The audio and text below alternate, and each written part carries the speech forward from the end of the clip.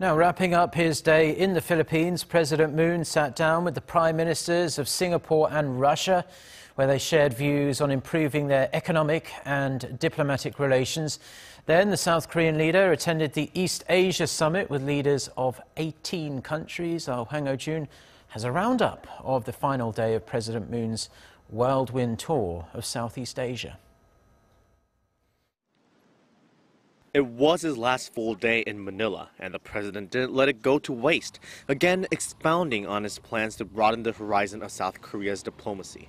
On the sidelines of the ASEAN Forum on Tuesday, President Moon Jae-in held a bilateral meeting with Singapore's Prime Minister Hsien Loong.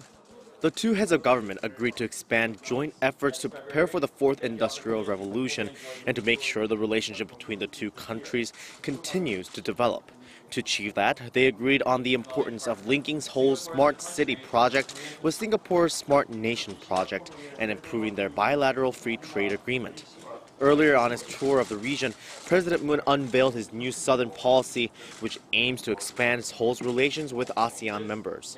Shortly after, President Moon had another one-on-one meeting with Russian Prime Minister Dmitry Medvedev. According to a statement from the Blue House, President Moon and Medvedev reached an understanding that Seoul and Moscow will never accept a nuclear North Korea and that Russia will support Seoul's efforts to bring Pyongyang to the negotiation table through peaceful means. The two also exchanged thoughts on President Moon's new northern policy, which seeks to reinforce economic cooperation with Russia and Central Asian nations, including the swift signing of a Korea-Eurasia Free Trade Agreement. Later the same day, President Moon attended the 18-nation East Asia Summit, which also involves the U.S., Russia, Australia, New Zealand, and India. During this meeting, the leaders came together and condemned Pyongyang's continued development of its nuclear and missile programs and urged the international community to enforce the UN Security Council's sanctions on the regime in their entirety. Talks were also held regarding the Regional Comprehensive Economic Partnership, or RCEP, which President Moon initially had planned to attend. However, due to scheduling reasons, the Blue House confirmed that South Korean Trade Minister Kim Hyun-jong went to the meeting in President Moon's place.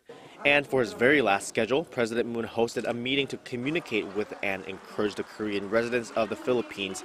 He thanked them for their hard work overseas, making Korea proud, and also asked them for their undivided support and help to draw the world's attention to the upcoming Pyeongchang Winter Olympics. Hwang Hojun, Arirang News.